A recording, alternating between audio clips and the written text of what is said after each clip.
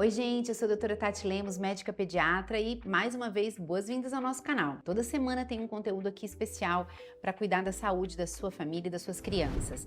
E hoje eu quero falar justamente de segurança alimentar. A questão dos engasgos, como que a gente vai evitar, que medidas, que cuidados a gente toma tendo uma criança em casa para evitar o risco de engasgos e de sufocamento. A gente sabe que o engasgo, o sufocamento é a principal causa de morte acidental nas crianças menores de 2 anos, né? Sobretudo de engolir objetos, engolir alimentos e acabar aspirando esses alimentos e se afogando. Outras vezes também relacionados, por exemplo, a cabeça com um saco plástico, cordão de roupa, né, que pudesse eventualmente ilhar o pescoço, algumas coisas nesse sentido. Mas no vídeo de hoje nós vamos falar mais assim especificamente sobre a questão dos engasgos, tá? Nos afogamentos, né? Tem 4 dicas que são muito importantes que a gente deve seguir, lembrando que especialmente as crianças menores de 4 a 5 anos, as vias aéreas deles são menores, os reflexos deles são também um pouquinho menores, eles têm ainda um pouquinho de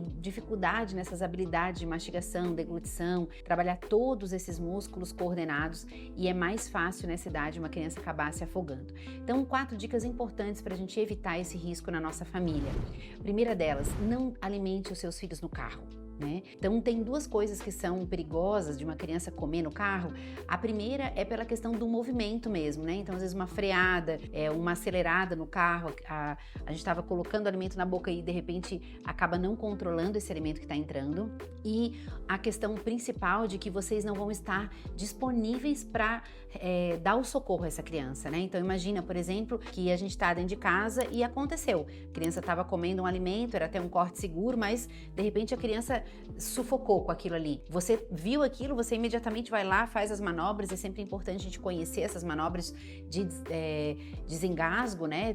Tanto para bebês quanto para crianças maiores. No outro vídeo a gente vai falar um pouquinho mais especificamente sobre elas, mas eu tô ali disponível, né? Eu já vou lá, agarro a criança, se é um bebê, viro, faço, né, o movimento como tem que ser feito. Se é uma criança maior, venho por trás, coloco o meu braço, dou os movimentos também para fazer o desengasgamento dessa criança. Mas se eu tô dirigindo, como que isso vai acontecer? Até que eu paro esse carro, até que eu percebo o que aconteceu, né? Se essa criança tá atrás, eu às vezes não tá nem no meu campo de visão, quando eu vejo essa criança já tá há muito tempo afogada, então nós não vamos estar disponíveis, o carro tá em movimento, como é que nós vamos fazer esses procedimentos de desengasgo? Então, não alimente os seus filhos no carro. Isso é uma coisa que a gente deve ter um cuidado. Muitas vezes a gente faz isso de forma inocente, né? Nós também, de preferência, não deveríamos nos alimentar, especialmente com alimentos com mais risco de sufocamento, como o amendoim, por exemplo, quando a gente está falando de adultos, né? Porque os menores de 5 anos nem deveriam ter esses alimentos duros inteiros. Esse é uma das coisas importantes também para a gente evitar esse tipo de acidente com criança. Mas nem nós adultos deveríamos, né? Pense nesse risco a próxima vez que você for querer ali saborear um amendoim, uma pipoca, por exemplo, no carro em movimento. É uma coisa arriscada. Segunda questão importante. A gente dá de preferência os alimentos, as refeições à mesa, né?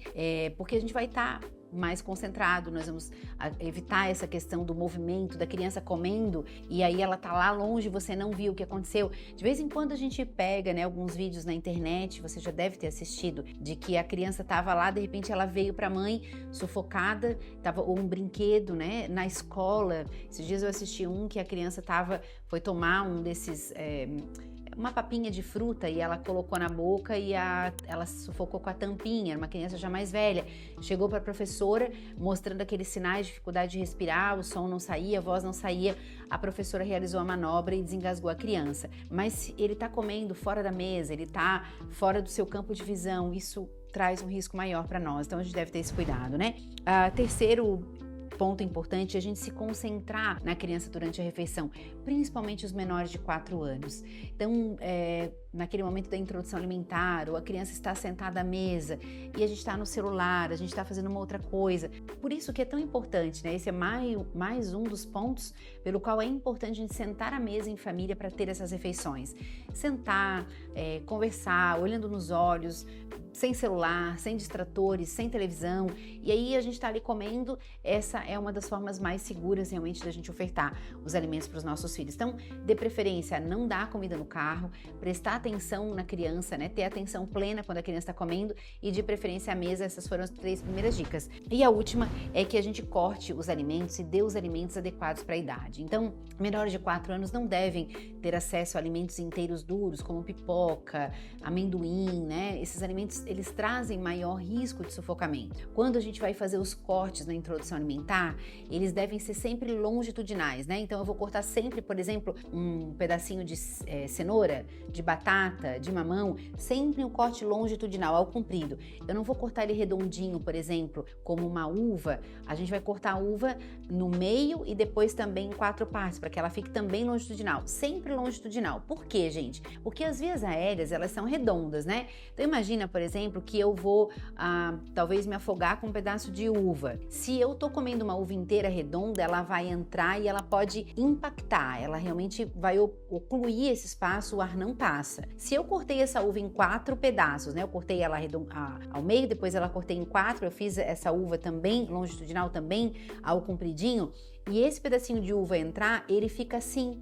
Então ele ainda permite passagem aérea, você entende? Na via aérea. Então a gente sempre faz o corte longitudinal, nunca redondo, nunca a gente vai dar esses cortes redondos para as crianças. O pedaço também sempre maior que a mão quando eles são pequenos, né? Porque a criança pequenininha, ela vai pegar um objeto assim, vai pegar o alimento, né? E esse alimento ela vai amassar se ela pega um muito pequenininho. Então eu vou dar maior que a mão dela, ela pega com a mãozinha e traz a boca, mas sempre no corte longitudinal. E atenção aos brinquedos, né? Então tem alguns brinquedos que vêm com aquele selinho proibido para menores de 3 anos, proibido para menores de 4 anos. Ele vai estar sempre ligado a esse risco também de soltar peças pequenas que as crianças colocam na boca e podem aspirar.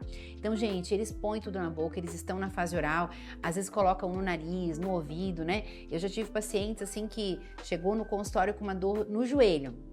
A gente foi olhar o joelhinho, mas como bom pediatra, a gente sempre olha tudo, né? Fui olhar o ouvido e tinha lá um objeto azul. Tem uma coisa aqui dentro do seu ouvido. E daí a criança, eu coloquei no meu aniversário, mas não falei pra mãe porque fiquei com medo. E a gente tem que encaminhar para ser retirado, né?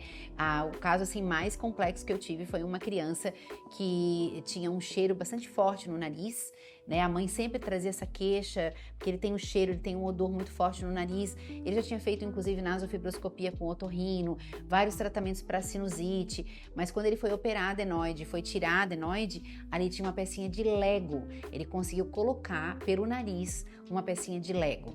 Então, não subestime essa criatividade, essa ousadia, essa mágica que as crianças têm de colocar peças nos orifícios, né? E de ter o risco de aspirar e ingerir alimentos ou brinquedos, peças que possam trazer risco à saúde delas, tá bom? Então a gente tem que ter todos esses cuidados, fica atento a essas dicas para que a gente possa fazer todo esse processo de introdução alimentar e tudo isso com segurança. A maioria dos acidentes, ele pode ser evitado através de comportamentos de segurança. Então não dê lugar ao comportamento de risco. Preze pela saúde dos seus filhos, pela segurança das suas crianças, tá bom? Um beijo para vocês e até mais.